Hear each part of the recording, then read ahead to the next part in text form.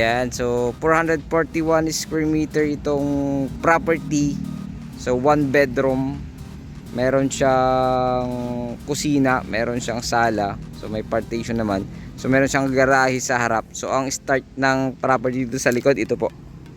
Muhon, tapos diretso dun sa pader. So dito sa likod kasi iba yung ibang property to. Parang meron siyang napasukat na at the same time solo title na siya. So yung title nito, ate, pangalan naman ni Madam, no?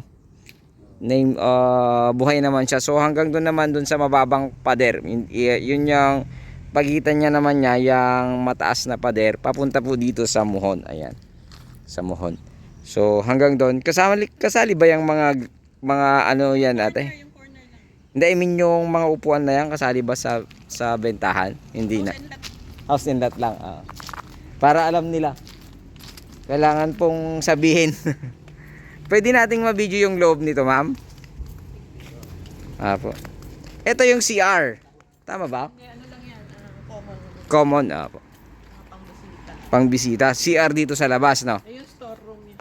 Store. Bodega po ito. Ito. So pwedeng gawing room din yan, no? Possible. Itong part na to. So hanggang dito yung kwan naman, yung boundary dito.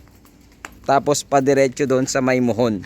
So matatamaan yung Mulberry. Ayan. So tingnan natin yung loob.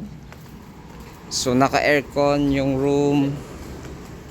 Tapos yung bodega ito na, ma'am. So itong bodega pwede namang gawing kwarto to eh. Pwede ba to, ma'am? Alam ko pwede to eh. Tayuwa lang. Pa?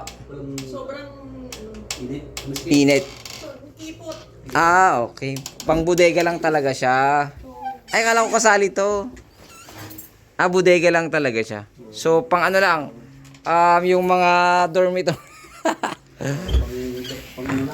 Yung bed spacer.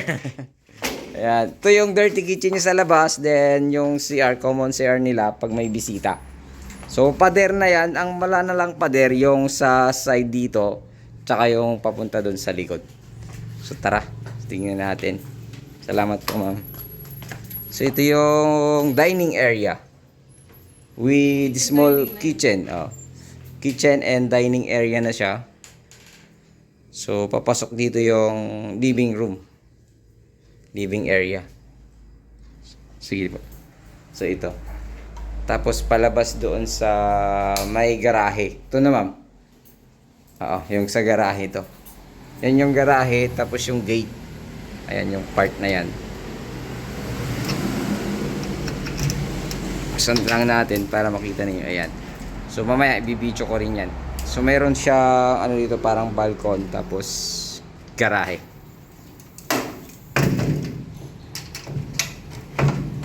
Oops.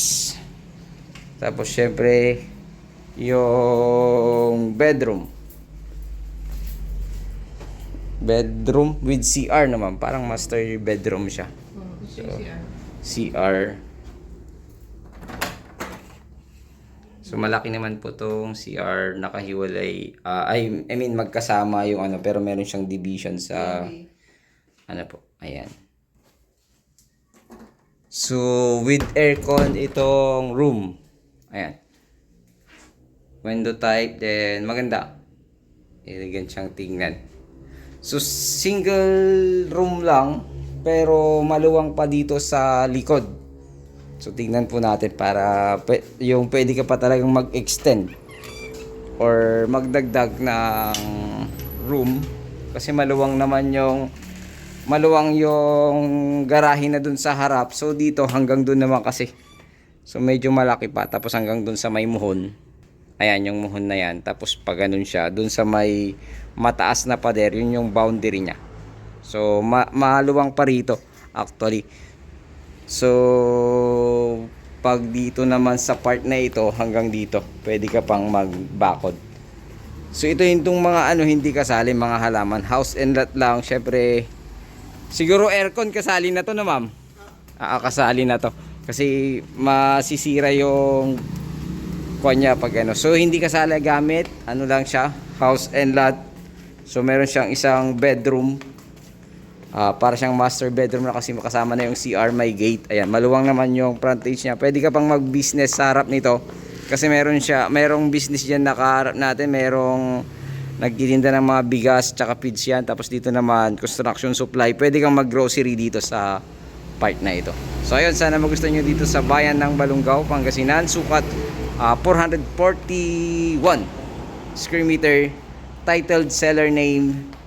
So yung presyo, yun yung sinabi niya na kuya. So pag kung hindi niya sagot yung capital gain tax, 3.7. So pag 3.9 sagot niya yung capital gain tax, tama ba? So 3.9 sagot niya yung tax, 3.7 sagad. Agent fee lang yung sagot ng ating seller. So ayun, maraming salamat. Ito yung lingkod, Agent Joel. God bless you all.